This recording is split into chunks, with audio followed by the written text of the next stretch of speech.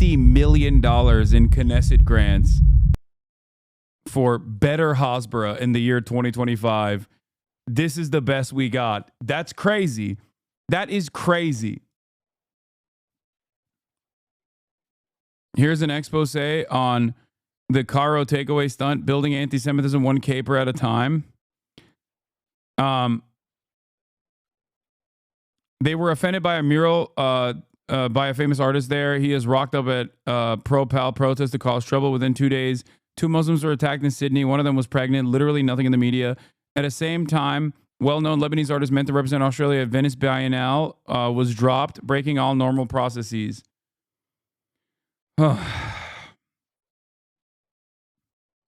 It's so strange, dude. It's like it's basically like, oh, you just start shit, you try to cry bully your way out of it, even if it's just like a genuinely failed attempt, but the administrators still follow through on the process and just like excommunicate pro-Palestinian or even fucking any kind of like Arab association that they might have had. It's insane. And I guess it's like very similar to the way that conservatives operated for years to create perceived victimhood. This is all this is. People who are pro-Israel are just fucking conservative. That's it. And they cry bully in the same exact fucking way. It's the same shit. Like, you go to a protest, okay? You get as annoying as you possibly can be. You pull up a fucking phone camera and you film it and you go, see, they're attacking me.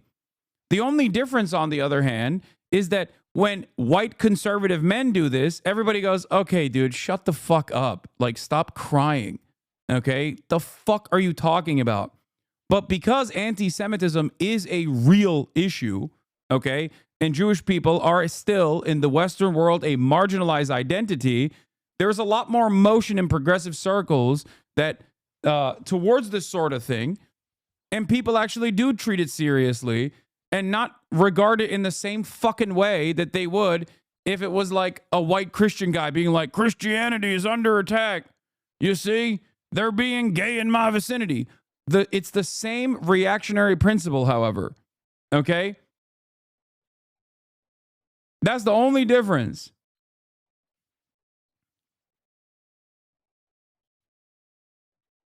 And the negative consequences of this, that for some weird reason, Jewish Zionists do not fucking recognize, is that you're just undermining a very real problem with anti-Semitism by diluting the pool with ridiculous bullshit like this.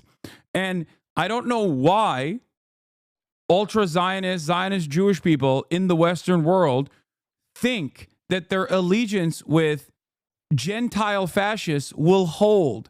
I don't know why they think this, okay? I genuinely don't know why.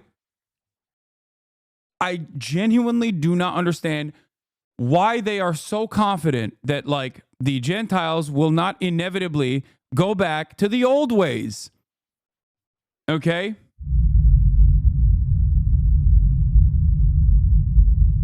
It is shocking.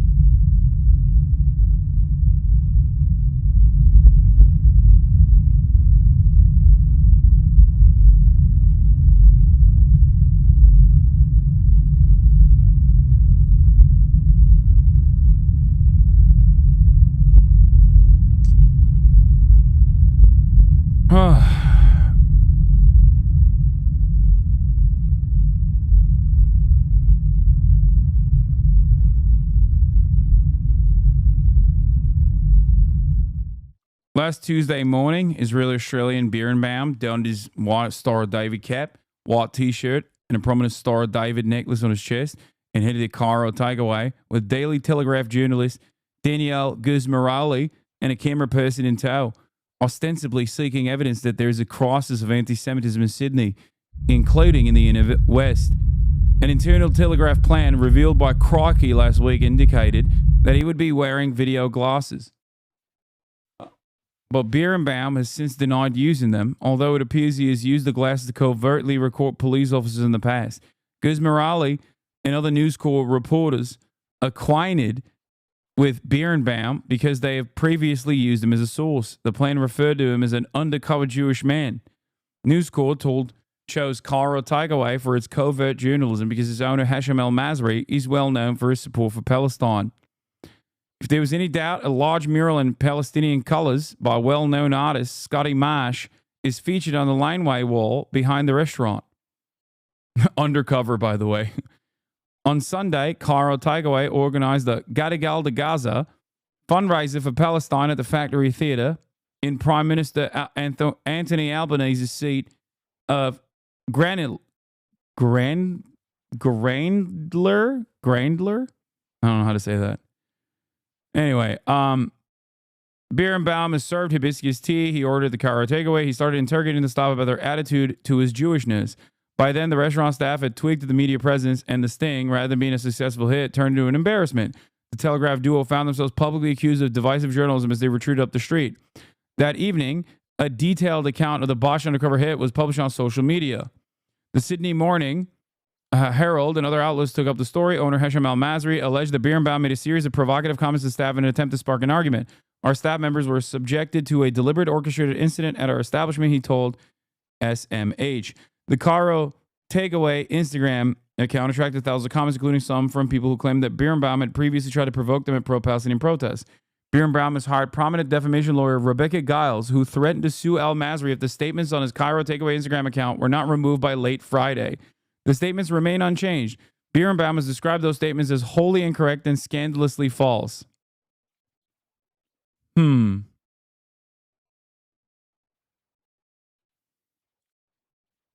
What is this? One of the weirdest stories regarding anti-Semitism in Australia. Story barely makes sense. Dual caravan as it happened. Brisbane Times. Dual caravan as it happened. Police under pressure to make arrests. Jewish community decision to stay quiet on the investigation despite criticism from the Jewish community. Police Commissioner Karen Webb said the caravan investigation has been compromised when details were leaked to the media, triggering a succession of scrambled police and government press conferences.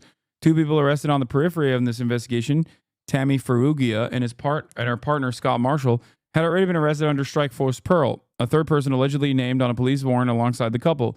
None of these 3 people have been charged over the explosives. The owner of the caravan is in police custody but has not been charged in relation to this incident. He was previously arrested for other alleged offending, police said. Prime Minister Albanese paralleled the perpetrators of anti-Semitic attacks cowards who would be hunted down and locked up as he defended his government's handling of the matter. They reported in an article that police found a cache of like 40-year-old bombs to try and spread more anti-Arab hate. I mean, this doesn't